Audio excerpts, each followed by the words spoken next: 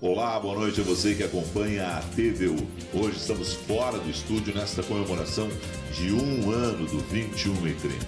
Estamos na residência de Rui Carlos Orsman, professor Rui, para fazer uma entrevista especial com ele a respeito de futebol e entrevistas, porque afinal de contas é um mestre na arte de entrevistar. Durante muito tempo comandou o Gaúcha Entrevista nas tardes do rádio do Rio Grande do Sul e outros assuntos, além, é claro, de futebol, política e da vivência do Rui. O programa está entrando no ar, fique com a gente.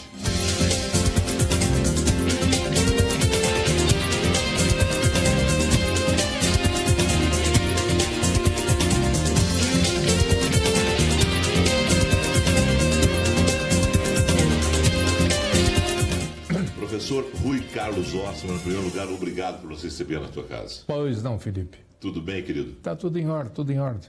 Quer dizer, na medida do possível, com a idade que se tem, com as dependências que isso acarreta, está bem. Tá bem? Está bem.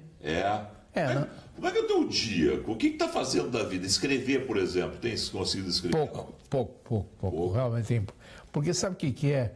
Tanto escrever, quanto fazer entrevistas, quanto falar publicamente, exige um recuo diante das coisas, exige uma reconsideração das relações que a gente mantém diariamente. Não é o mesmo que todo dia, é o contrário. É alguma coisa diferente de todo dia. Então você precisa encontrar uma justificativa plena, um desejo forte para que se faça isso ou se faça aquilo. E nesse momento, voltar a escrever simplesmente, eu não chego a estar muito animado. E nesse momento, assim, por exemplo, fazer um comentário gravado diariamente ou semanalmente, também não chega a me entusiasmar. Eu às vezes me pergunto, sabe, Felipe, o que é mesmo que pode me entusiasmar? É uma pergunta que tu repete. Que dúvida. Quantos anos de jornalismo? 50 e poucos. 50 e pouco. Eu digo poucos porque há alguns quebrados aí no meio, mas são 50 anos. E efetivamente nos últimos anos, os quebrados são aqueles anos que tu foi secretário, que tu foi executivo. Exatamente. Secretário de Estado, Ciência e Tecnologia e Educação. 8 anos eu dediquei à política e naturalmente também ao governo do Estado. E essa foi uma interrupção que me trouxe grandes vantagens de ordem pessoal e vivencial. Ou seja, eu entendi melhor a realidade humana e a relação dentro da sociedade. Porque a política te ensina uma coisa básica. Se você faz política, claro. Uma coisa básica. A absoluta correspondência com as outras pessoas. Que você tem que corresponder às outras pessoas. Tem que entendê-las. Tem que colocá-las nos lugares certos. Tem que conversar com elas. Tem que entender o que elas vão fazer, o que elas gostariam de fazer e, sobretudo, levar em conta o que é que elas passaram a pensar a respeito de ti. Isso é fundamental. E isso é exatamente a melhor, vamos dizer, a melhor atividade que um ser humano pode ter, jornalista ou não. O que te levou a fazer política naquele momento? Olha, eram as circunstâncias todas que me favoreciam. Os meus companheiros de trabalho na redação, eles todos, de um certo modo, tinham uma relação com a política, mas a política com dificuldade. Eles não chegavam a entender exatamente o processo. Eu também não. Mas na medida em que eu fui me envolvendo com isso, eu fui percebendo o seguinte, porque tinha bem mais do que se imaginava. Havia muito maiores exigências do que aparentemente estavam ali postas. E, em consequência, eu tinha que me habilitar, eu tinha que crescer, eu tinha que ser melhor do que eu estava sendo para fazer aquilo que era política, simplesmente. E isso foi o respeito que eu tive por essa atividade.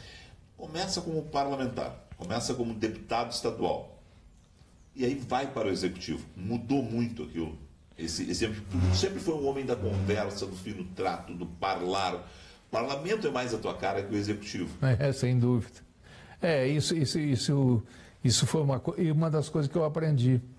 Eu, por exemplo, quando era simplesmente jornalista e amigo de jornalista e homem de redação, diretor disso, diretor daquilo, secretário que seja, eu tinha uma relação de trabalho. em que as exigências eram do tipo, precisamos produzir isto, precisamos colocar isso em dia, temos que ir atrás de tal notícia. Quando você passa para o outro lado, da política, você percebe que isso aí não é tão importante. O mais importante é de como você se habilita a fazer tudo isso. E aí, de que coisas tu tem que abrir mão, que não são grandezas pessoais, que não são afirmações tuas, são, na verdade, dificuldades que tu tens. Tu precisa entendê-las. E aí tu tem que te aproximar de pessoas que saibam mais e pessoas que sejam capazes de indicar uma direção, ou duas, ou três, ou nenhuma. O que é muito bom. Porque quando não há indicação alguma, você está diante do vazio. E o vazio é politicamente o mais saudável, porque é quando você realmente tem que inventar, tem que vir para cima, tem que criar. E isso exatamente é o melhor dessa relação política. Você foi secretário de Ciência e Tecnologia. Sim. Primeiro secretário, não é? Fui. Como é que é? Porque ali foi criação. E ninguém não se falava em ciência e tecnologia. Vocês criaram uma secretaria a partir do zero. Foi. Com um termo que hoje se usa muito e naquela época era um termo assim que passava. Nós temos que inovar. Né? Hoje está no dia a dia. Inovação é a palavra de ordem. Se perdeu um pouco da qualidade inicial que teve fortemente essa conotação política e administrativa, que era exatamente essa de você se aproximar dessas coisas todas e tentar entendê-las. No caso, por exemplo, meu, em relação à política propriamente dita, é de que eu precisei me modificar.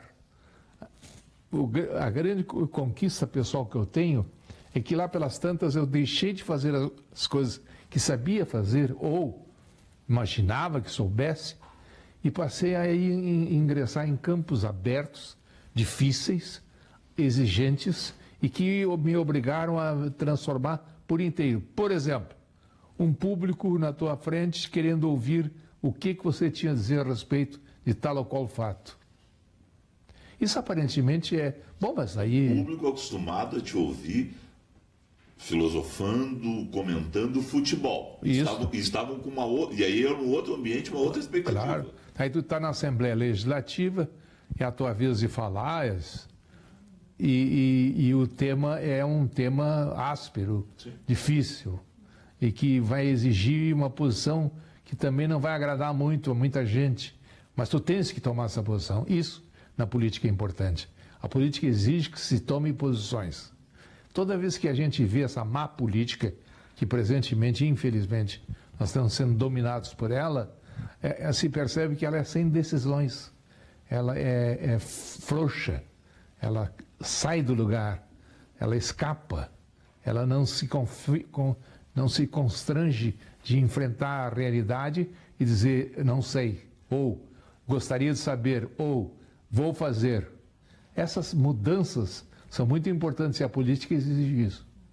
É a primeira coisa que você aprende quando passa do campo, vamos dizer, do trabalho de toda a ordem, que eu era jornalista, para a política propriamente dita, é que essa é uma mudança de característica, né? Você muda o lado das coisas e muda junto. E precisa ter respostas qualificadas para isso. E as pessoas, mais do que isso, precisam acreditar que você está falando a verdade.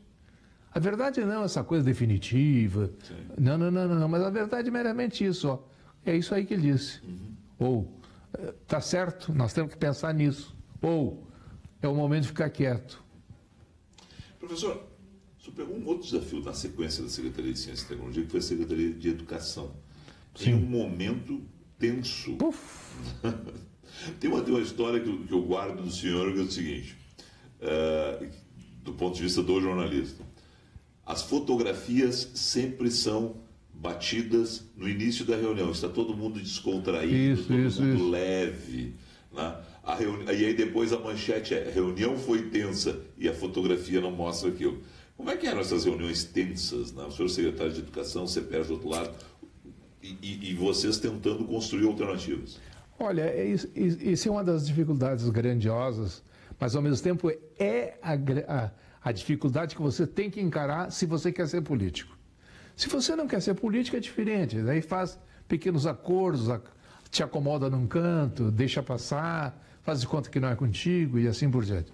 Mas se você enfrenta as coisas, você se depara com elas e percebe como é que elas são e entende que você tem que, de algum modo, investir naquilo e tem que passar por aquilo e tem que superar aquela dificuldade, aí começa a fazer política, que é uma concessão, na verdade.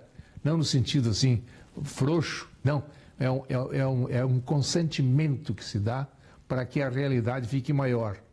E na realidade maior você tem que ingressar nela.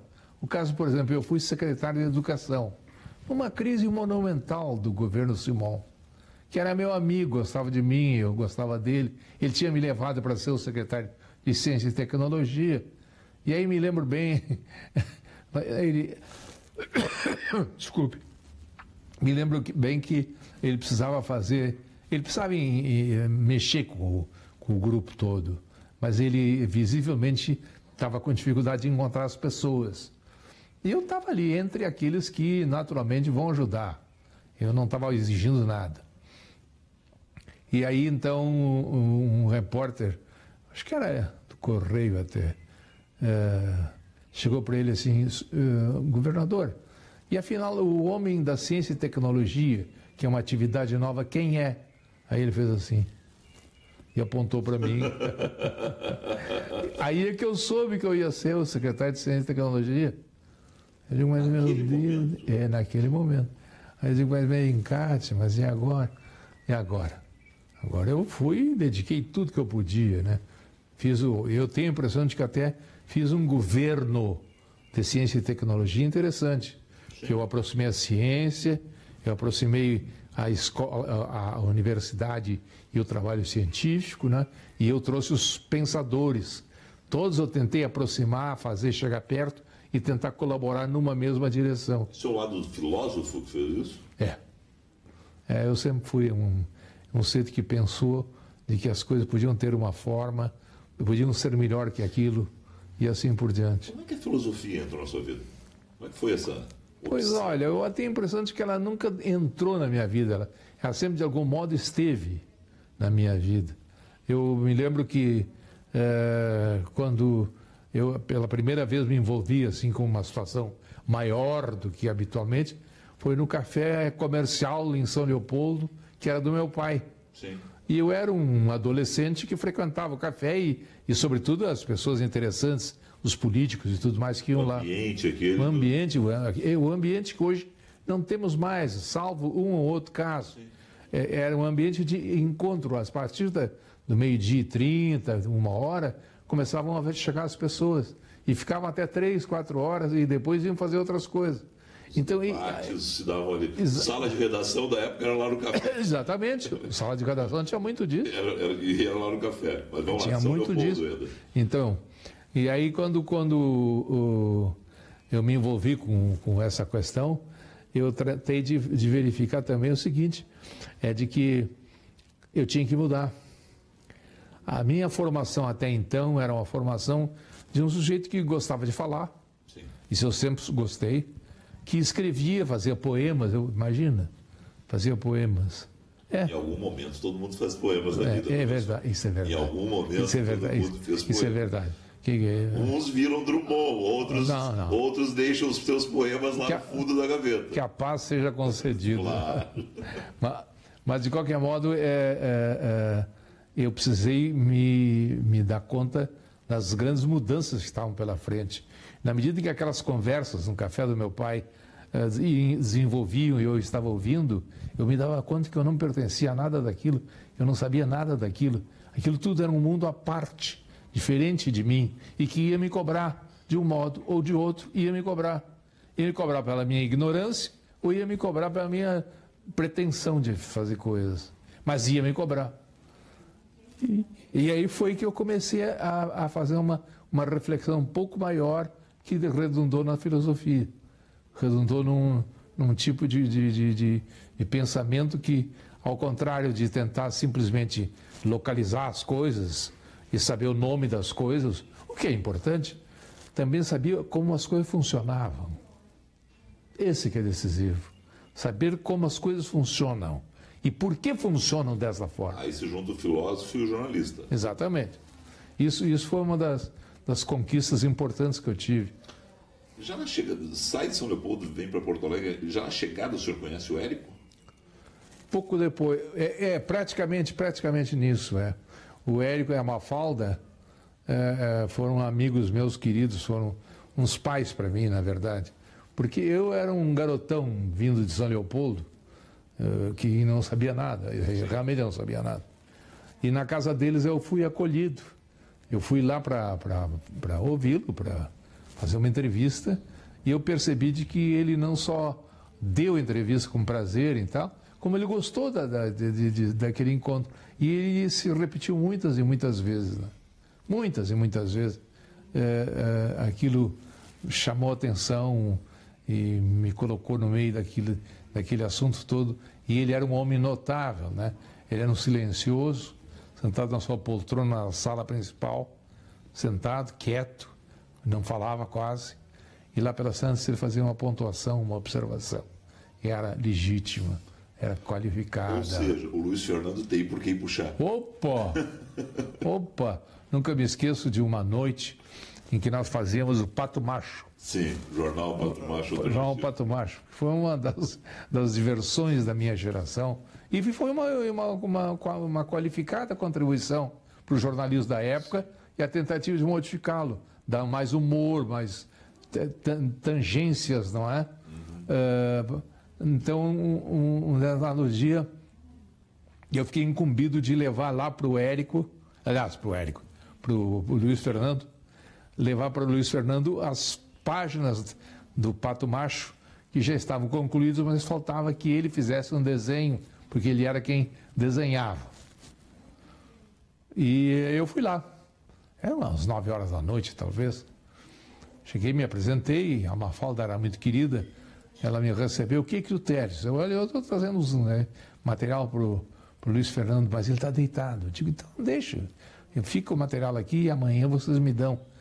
Eu vou embora então. Não, entra. Aí o Érico estava lá. O que tu estás fazendo?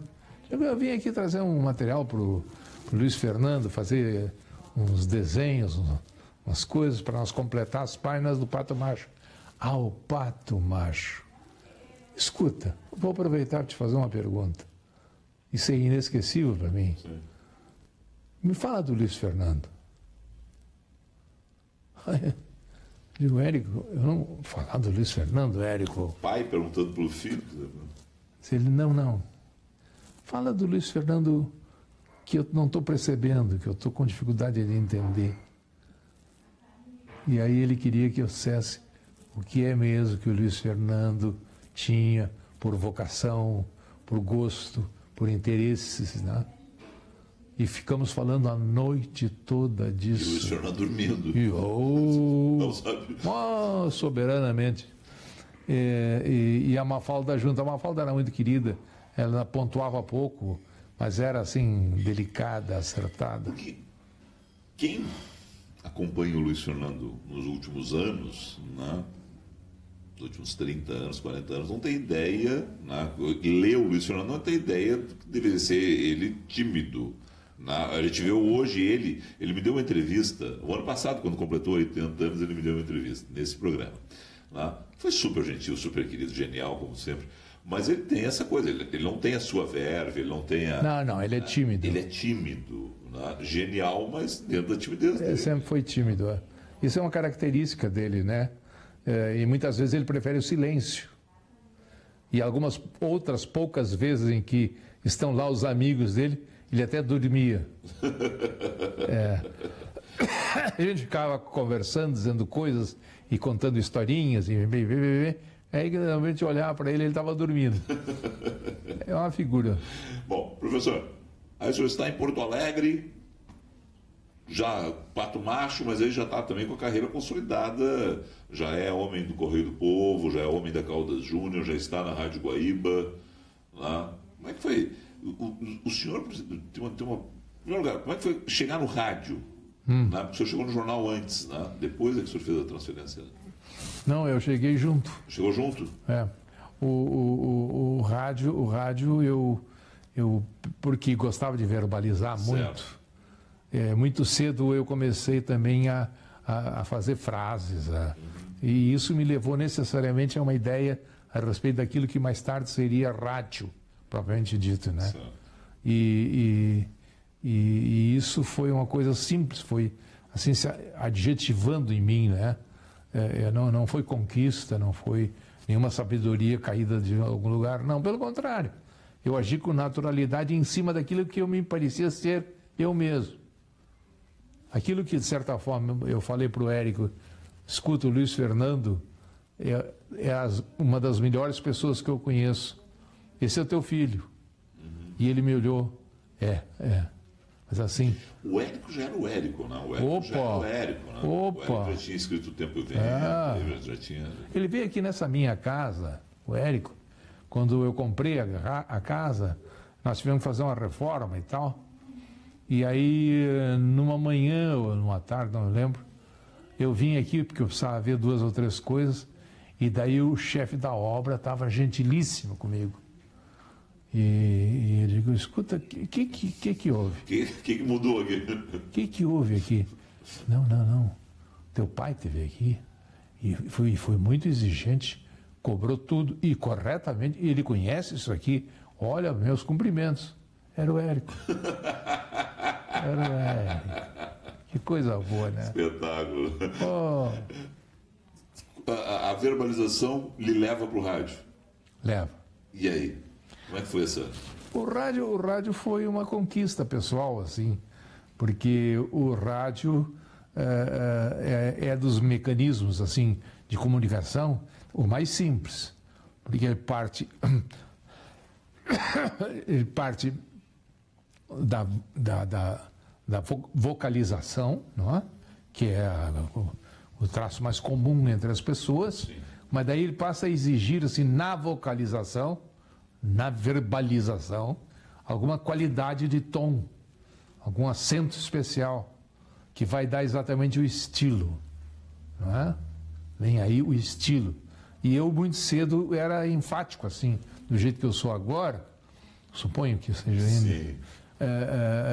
Eu era assim, eu era enfático, eu era definitivo, eu dizia coisa com coisa, eu procurava ouvir bem, prestar atenção, eu repetia coisas que me chamavam muito a atenção, eu as repetia sem nenhuma preocupação, pelo contrário, eu sabia que eu estava aderindo a uma coisa de qualidade. E rádio foi, assim, a minha formação, digamos assim, jornalística em amplo sentido, em que eu pude usar de todos os recursos disponíveis no microfone, não é? E sendo eu mesmo o tempo todo, e tentando cada vez mais me aprimorar, melhorar, qualificar, e saber exatamente os limites também do que eu sabia e do que eu não sabia. Né? Sim. O senhor é o primeiro dos grandes a sair da Calda Júnior antes da crise, porque o senhor saiu lá em 77, 78, vai para a RBS naquele momento. Chega na RBS, já é Rui Carlos Ossman, assume a direção da Gaúcha, 2 minutos de esporte na RBS TV, qualifica 0 hora com a sua coluna, com suas... Como é que foi aquele momento? Sair da Calda Júnior naquele momento para ir para a RBS foi uma aposta também. Foi. Deve ter sido dinheiro também, mas foi tinha um desafio ali. Havia mais um desafio, mais uma espécie assim... O que o Maurício fez para lhe encantar com a proposta? Pois ele não fez nada. Nada? Não. Rigor não fez, claro. Mas não fez, assim, alguma coisa que fosse dramaticamente importante. Houve outros que se movimentaram e eu, de repente, pensei assim, mas escuta, eu tenho que ter coragem de fazer alguma coisa com risco, com dificuldade visível, com possibilidade de fracasso. Eu tenho que ter isso. Isso é uma dimensão importante para uma pessoa. E foi o que eu fiz. E aí depois aí deu certo, porque, na verdade, nós reconstruímos a Rádio Gaúcha no esporte.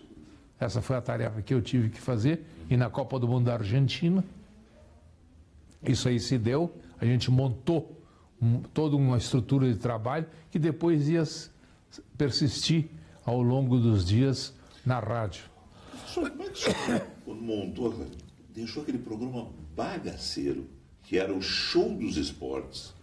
Pedro Ernesto Denardim, Darcy, eu acho que era o Darcy Filho, João Garcia, Bom, era uma galera.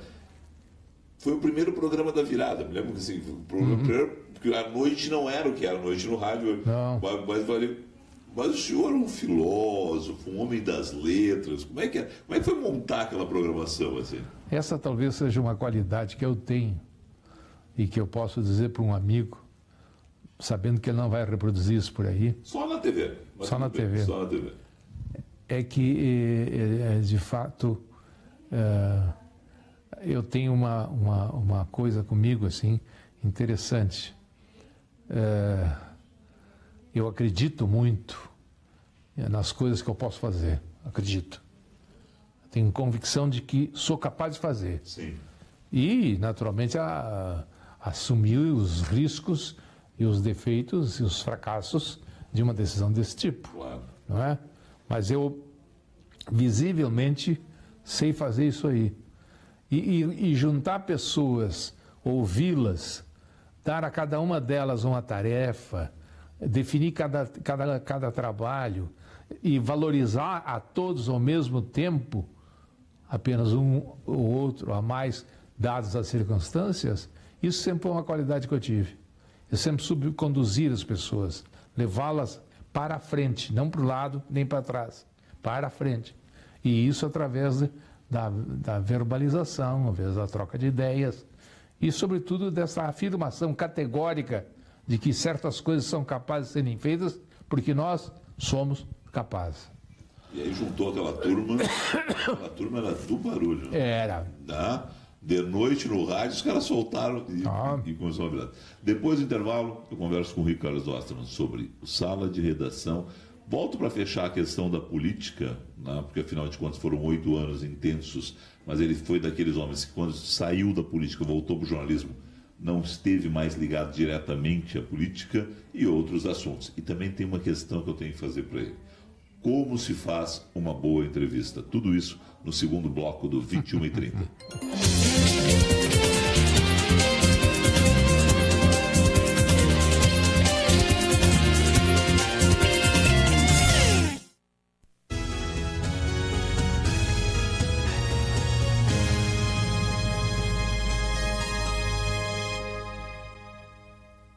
Quando nasceu, já sabia estudar, já sabia escolher, já sabia amar. Quando nasceu, o adulto nem era tão adulto assim. Ainda tinha muito pela frente.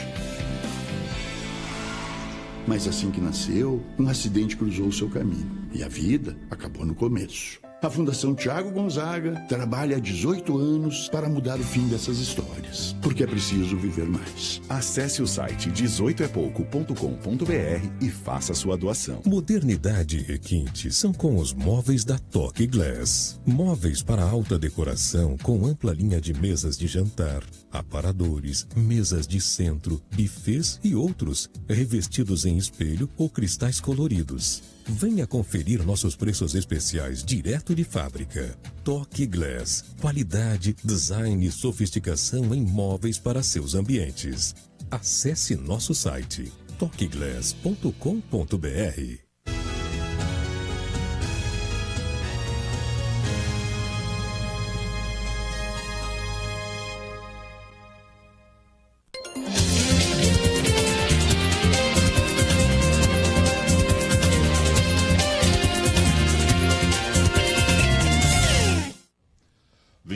Hoje na residência de Rui Carlos Osterman.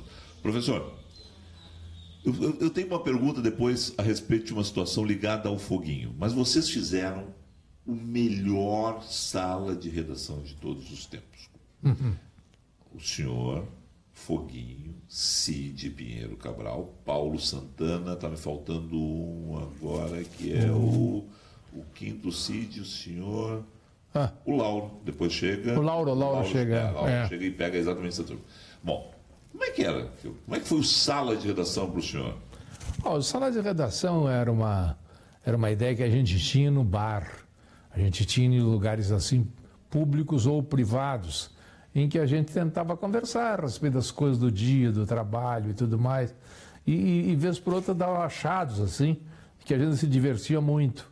E foi daí que veio exatamente a ideia de fazer um programa sobre essas características. Porque o programa existia com o Cândido, mas vocês mudaram ele, né? O programa do Cândido era um pouco formal. O Cândido era o sala de redação, Sim. ou seja, era de fato um sala na redação. Da 0 hora. Da 0 hora. Exato. Então ele ficou um pouco formatado por essa escolha, mas eu acho que foi uma qualidade, Paulo, sim. uma grande qualidade.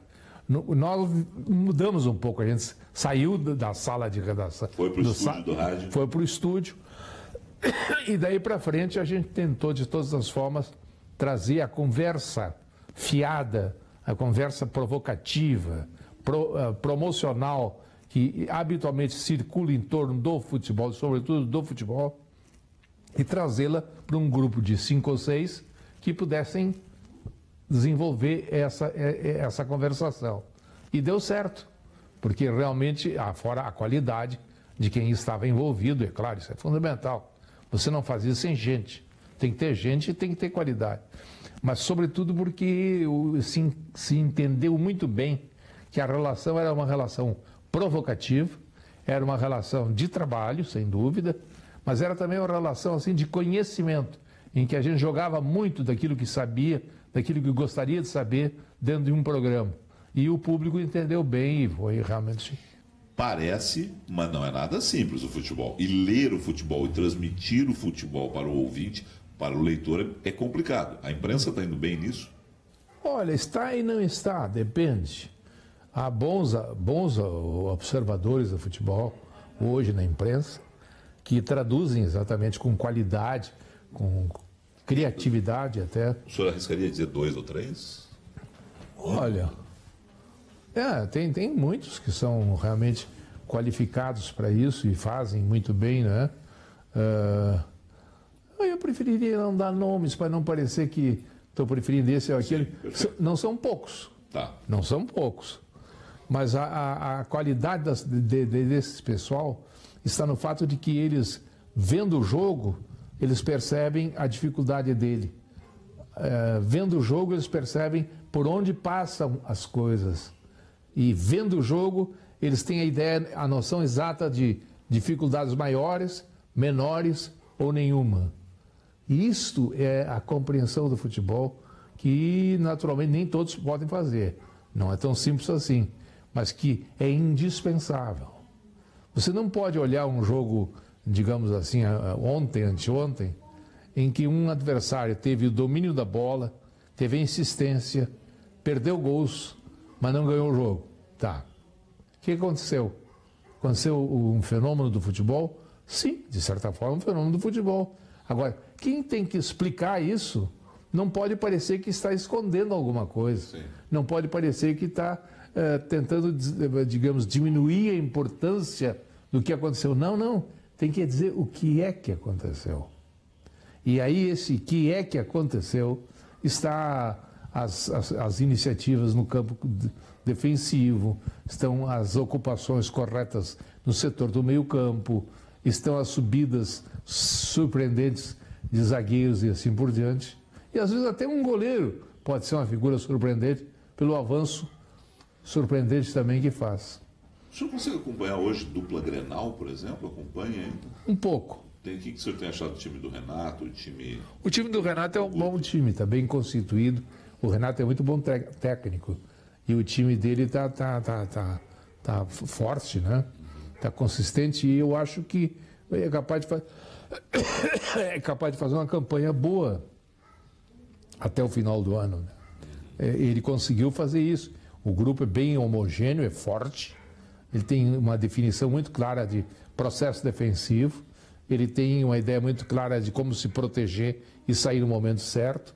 Ele tem uma ideia clara a respeito de como ocupar o campo sem que o adversário possa disso tirar vantagem. Isso ele tem. Isso o Renato fez e é isso que está no time do Grêmio, né? Já o Internacional está em fase de acomodação. Ele tenta ainda restabelecer uma relação de jogadores e de time e de formulações.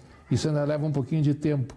Mas também acho que vem vindo aí uma forma de jogar. Seleção brasileira, qual é a sua visão aí do time do Tite? Jogou essa semana o jogo em Porto Alegre, o jogo lá na Colômbia, né? O jogo na Colômbia era mais ou menos premeditado, né? A gente sabia que os colombianos iam tentar a vida, né? E de fato conseguiram com o empate, né? Sim. E a seleção brasileira, ela ainda apresenta assim umas quedas. Por exemplo, o jogo anterior em que a seleção ganhou, que foi aqui no Brasil, ela faz um primeiro tempo modestíssimo, modesto, sem iniciativa, sem ocupação de espaço, sem a tentativa da pressão, sem a mobilização das forças e assim por diante. Já no segundo tempo, não, cresce o time. Quer dizer, o time tem... O Felipe Coutinho dá um... exatamente. Além de trocar jogadores, que são importantes. Então, o que está faltando para a seleção, às vezes, é exatamente essa regularidade. Mas o trabalho do Tite, até agora, é maravilhoso. O senhor escreveu o livro do Filipão. Escrevi. Foi uma grande seleção aquela. O trio final era maravilhoso, né? Ronaldinho Gaúcho, Ronaldo e Rivaldo é um trio fantástico, né? Mas foi uma grande seleção. A seleção de 70 era melhor, a seleção de 82 que perdeu em Sarriá, o senhor estava lá, né? Era melhor. Qual é a grande seleção brasileira, assim, da sua lembrança, assim? Olha, nós tivemos seleções brasileiras maravilhosas, né? Maravilhosas. Até as que não venceram. Caso de 82. Era maravilhosa, né? Agora, o problema é que uma seleção... Primeiro, ela enfrenta adversários qualificados, 1. Segundo, enfrenta adversários ambiciosos, 2. Terceiro, ela tem pouco tempo. Então, isso necessariamente faz uma seleção uma coisa um pouco apressada, um pouco superficial às vezes, e certamente com riscos. E isso é problemático numa seleção. Então eu, por exemplo, não sei assim qual seleção eu gostaria que se repetisse. Eu acho que não, porque as circunstâncias sempre alteram muito, né? Mas há alguns jogadores que não podem estar fora de uma seleção de qualquer tempo. E justamente aí então começa a primeira, digamos assim, poesia dessa proposta. Você nunca fará uma seleção com os mesmos jogadores. Não tem como, né? Não tem. Não tem dois que façam a mesma seleção. Não tem. O senhor conversava isso bastante. O Armando Nogueira, que era seu amigo, tinha uma seleção que era interessante, que era a seleção dos mais elegantes. Né? Ele colocava um que eu conversei essa semana no programa com o Falcão, até não abordei isso. Mas eu me lembro que ele dizia assim: o Falcão, além de gênio, era elegante jogando. Né? E o Pelé, se não me engano, não estava nessa seleção dele, que o Pelé não era elegante, ou o Garrincha não era elegante, assim, mas eram craques, eram gênios da bola. Né? A elegância do Falcão, por exemplo, é uma coisa maravilhosa, né? Porque era uma imponência física, uma afirmação categórica assim, da sua personalidade como jogador, a exemplificação de movimentos altamente qualificados, com os pés, com a cabeça, com o ombro, e, em consequência, um jogador assim inestimável. Vocês não saberiam colocá-lo aonde? Em todos os lugares. Só que, infelizmente, não existe isso em todos os lugares. Sim, né? Professor, deixa eu só voltar para a política lá. O senhor, quando largou. Fazia alguma formulação dentro do PMDB do Rio Grande do Sul, mas não era mais aquele negócio de, não, agora eu estou aqui, mas eu estou lá. Teve alguma decepção ali? Não, é que a minha saída do governo, já como secretário de Educação, foi um período muito ruim, um período muito, muito difícil, um período de destruição quase dos indivíduos, das instituições, e eu fiquei no centro disso aí sem poder me mexer. Ou seja, eu era a consequência disso, não tinha como escapar. Eu era também boa parte da razão de tudo isso, também não tinha como evitar, e, em consequência, eu acabei sendo derrotado por aquele momento. Aquele momento me desarmou, me desestimulou e me tirou da política. Aí nunca mais? Não. Porque teve convites para voltar várias vezes. Sim, várias vezes, mas não quis mais. que lhe deu mais prazer na profissão de jornalista? O rádio, o jornal, a TV? TV o senhor sempre foi muito pouco. Me lembro sempre dos 2 minutos de esporte, quando... Eu nunca me esqueço da propósito. 2 minutos de esporte. Digo, tá bem, tá, vamos fazer 2 minutos. 2 minutos, porque é uma interceptação, né? Entre 2 programações. Dá 2 minutos tecnicamente. Esse tem que ser ocupado, então, por um comentário. E é esse o teu comentário. Tá bem, vamos ver. Aí eu fiquei pensando assim, mas 2 minutos? O que eu vou dizer em 2 minutos? Aí eu fui me dando conta, mais uma vez, né? Mas daí com uma certa vergonha pessoal, de que 2 minutos é um tempo absolutamente imenso. Imenso. Se você tem 2 minutos para falar uma coisa na televisão, com a sua cara, os seus dedos, é notável, é extraordinário.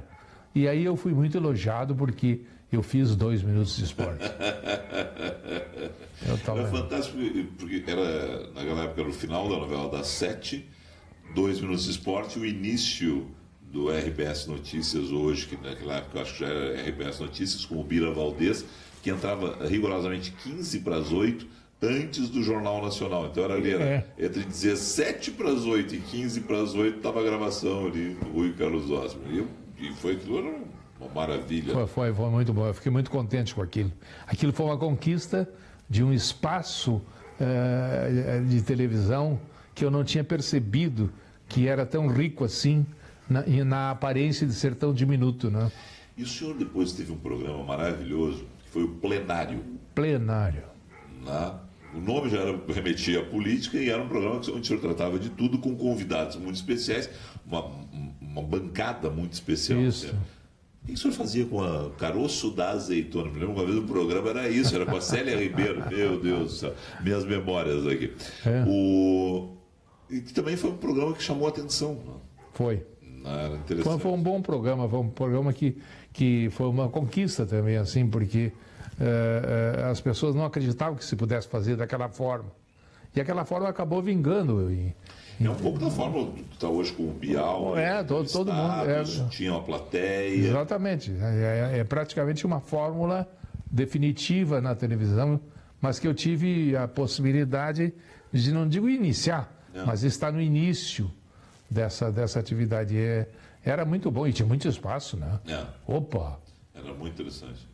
Era um programa que marcou a época, num momento que a TV tinha bastante espaços locais. Né? Exatamente. Então você tinha uma programação que não era só o caso hoje assim, dos telejornais, né? Você tinha programas produzidos para a TV. Professor, jornal ou rádio, no fim? Jornal ou rádio? O que era melhor? O que o senhor gostava? O que lhe dava mais prazer? Olha, são 2 satisfações que eu tive, diferentes, mas que acabavam redundando numa coisa só. Era preciso ter eloquência, digamos, para colocar as questões. Era preciso ter, assim, conivência com a natureza do que era colocado. E era preciso, indispensavelmente, ter o cuidado de que nada daquilo escapasse à consideração. E assim eu procurei fazer no rádio, assim eu procurei fazer no jornal, né? Procurar acertar Então muitas pessoas disseram assim, não, o Rui tem um estilo clássico. Não é clássico. É apenas que eu uso as palavras de uma forma como eu acho que elas merecem ser tratadas, né? Elas são melhores do que a gente, sempre, as palavras. E a gente não pode estar debilitando esta ou aquela por força dessa ou daquela circunstância. Então, o rádio e a televisão me deram grandes satisfações. Grandes satisfações. As satisfações de realização e de reconhecimento. E isso, para quem trabalha nesse campo, sabe-se, é importante. Livros lhe deram prazer?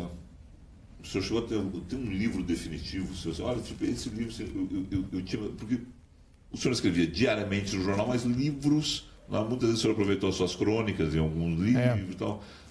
Aquela página da 0 Hora que o senhor teve muito tempo, isso dava um prazer diferente? Isso dava uma relação diferente, né? Não é que me desse uma resposta diferenciada e tão diferenciada que fosse outra. Não. É sempre a mesma resposta, mas o problema é que isso aí exigiu sempre de mim um cuidado maior. Eu fui um sujeito chato, né? Eu me lembro que eu tinha amigos que diziam coisas muito engraçadas a meu respeito e eles tinham razão, né? O Rui é o único cara que diz bandeira. Sim, todo mundo diz bandeira. Bandeira. Pois é, mas isso eu dizia naturalmente, não é porque eu quisesse acentuar, meter um i ali no meio. Não, e isso exatamente é o que acaba no fim do tempo, como agora nós estamos tentando rememorar algumas coisas, me leva a pensar de que não foi em vão que eu fiz tudo o que fiz. Porque, afinal de contas, eu acabei encontrando a mim mesmo, isso é fundamental. Encontrando a mim mesmo é fundamental. Eu não tenho dúvida a respeito de quem eu fui, do que eu sou. Não tenho. Dúvida nenhuma. Posso até ter pausas e ter equívocos e ter dificuldades. Isso certamente eu tenho. Mas que eu deixasse de fazer aquilo que eu admitia como verdadeiro, aquilo que era para mim verdadeiro, isso eu nunca fiz. E então o rádio, o jornal, a televisão, todos contribuíram de uma forma só. Do jeito que eu sou, acrescentaram a exigência que eles tinham. Professor, Gaúcha Entrevista. Uma vez o senhor me disse, eu nunca esqueci, e eu acho que o senhor dizia isso no ar também, mas eu me lembro que nós conversando sobre o Gaúcha Entrevista, o senhor disse assim, segredo é uma conversa sentada, como diz Paulo Brossard. Paulo Brossard, é isso. É isso, é uma conversa onde as pessoas respiram. Que são as entrevistas, não é? A entrevista breve, rápida, de pé, caminhando, é uma coisa. Saída de campo de futebol. Saída de campo de futebol é uma coisa. Agora, você senta, como diz o Brossard, senta, fica quieto, respira, e aí tenta formular a resposta a uma pergunta que é feita também com a mesma calma, com a mesma demora. Isso é outra coisa. É totalmente diferente. E é isso exatamente que caracteriza uma contribuição assim ao jornalismo que é inegável. É inegável, porque você acaba fazendo com que as coisas que são importantes, elas acabem aparecendo na frase, na tentativa de armar a frase, naquilo que é a frase, em última análise. Então, ninguém deve procurar palavras complicadas. Não há necessidade. Procure essas que estão por aí, e são muitas, e são boas, e servem para aquilo que a gente mais quer, falar a verdade. E o Gaúcha Entrevista lhe dava um prazer especial, porque o senhor chegava sempre muito em cima do horário do programa, 4 da tarde, e muitas vezes eu acompanhei o programa dentro do estúdio. Tem até uma foto nossa dentro do estúdio, que é uma entrevista que o senhor fez com o Caco Barcelos, quando o Caco Barcelos estava lançando o livro dele. É o Márcio Pinheiro fazendo a matéria para Zero Hora, e eu dentro, eu quieto, porque eu já estava na Gaúcha nessa época, mas quieto, ouvindo, né, o senhor e o Caco ali falando sobre o Rota 66. Lhe dava um prazer diferente do comentário, do Sala? Era instigante de outra forma o programa? Claro, porque a grande diferença que está aí não é que tu verbaliza uma situação, que tu a coloca em palavras, dá formas, adjetivos, tendências, pontuações ou coisa parecida. Isso também se faz. Mas o importante na conversação é de que tem o outro. O outro. E o outro é um olhar, o outro é uma boca aberta, o outro é uma surpresa, o outro é uma pergunta. E isso leva necessariamente esse conjunto de atividades que tu desenvolve com a outra pessoa presente a um universo completamente diferente. Às vezes, contrário àquele que tu imaginava. Muitas vezes diferente daquele que tu imaginava. Mas quase sempre melhor do que se não houvesse essa situação. Encontros com o professor, foi uma realização também? Porque aí também, de novo, o senhor pegava um entrevistado, mas levava para um outro ambiente, colocava música, que foi um negócio que nós não falamos aqui, o senhor é um apaixonado por jazz, MPB também. MPB também? Claro. MPB também. E jazz principalmente, né? Aquilo lhe dava outro prazer? Aquilo era importante, porque aquele foi um formato que eu inventei Não, eu inventei talvez, não sei, mas enfim, que eu adotei, em que a presença do convidado era decisiva, na medida em que ele detinha um poder, ele detinha um conhecimento, ele era capaz de formular uma situação e era capaz de, inclusive, superar a mim mesmo na colocação de problemas e na conversação. Ao mesmo tempo, essa vitória, vamos dizer, do interlocutor determinava uma situação na qual a gente estava frente a frente e havia um público. O público determinava uma relação inteiramente nova, porque quando você fazia uma frase que tu mesmo percebias que tinha sido boa, bem pensada, a reação do público registrava. Registrava. E isso te dava mais ânimo. Então, esses encontros geralmente eram muito animados, eram muito agradáveis, e neles eu sempre encontrei mais do que eu tinha, bem mais do que eu tinha. E isso foi uma vitória. Eu tenho um querido que participou, entrevistado pelo senhor e depois no Encontros, que ele disse o seguinte: é muito bom, porque o Rui puxa a gente, ele leva lá, sobe a régua, que é o Mino Carta, né, que é uma figura, e o Mino foi entrevistado pelo senhor Feira do Livro, no estúdio da Puxa, no Encontros com o Mino é um amigo. É uma querida pessoa. E assim, ele sobe a régua. É a coisa do elevar a régua. E o Mino, nesse sentido, foi um dos mestres que eu tive. Inegavelmente, foi uma figura maravilhosa, um pensamento nítido e um pensamento jornalista. O Mino não tinha a preocupação de fazer, por exemplo, uma obra de exaltação, por exemplo, sei lá, de alguma coisa. Não, isso ele não... Essa preocupação ele não chegava a ter.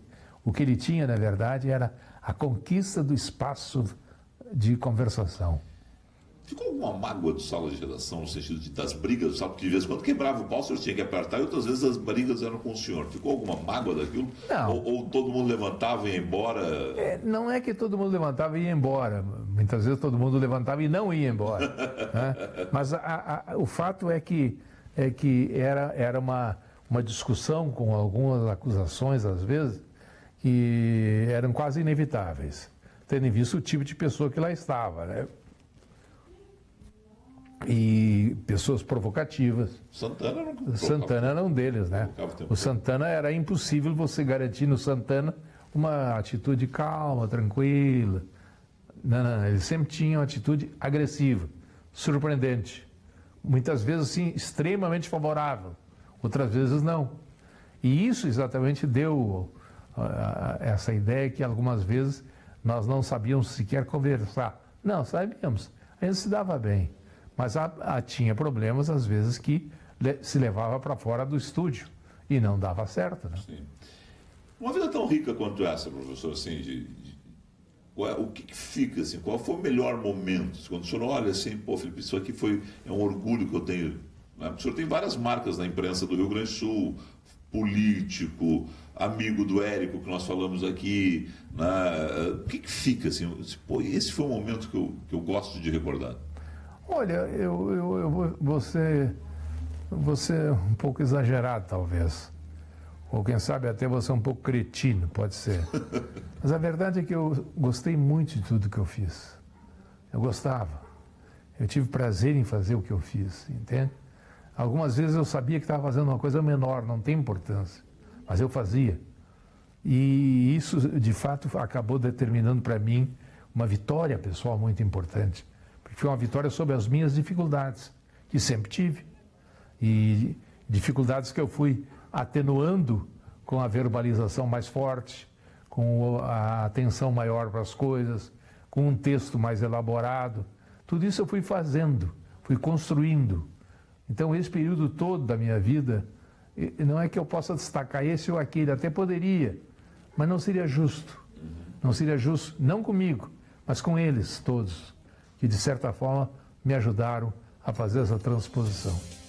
Professor, sem palavras para agradecer, muito obrigado por nos receber na sua casa. Disponha-se. Para um amigo que eu aprendi a ter ao longo da vida. Somos amigos. Somos. Obrigado. Olha, por favor. Rui Carlos Osterman, encerramos o programa de hoje com o Rui Carlos Osterman, agradecendo a ele por nos abrir essa janela aqui na sua residência. Tenham todos uma excelente noite. Muito obrigado. Foi uma boa conversa sentada? Foi uma boa conversa sentada. Sem sentir sequer o bumbum. Esse então é um elogio que eu levo daqui, porque eu sei que você fala. Uma boa noite a todos. Até amanhã.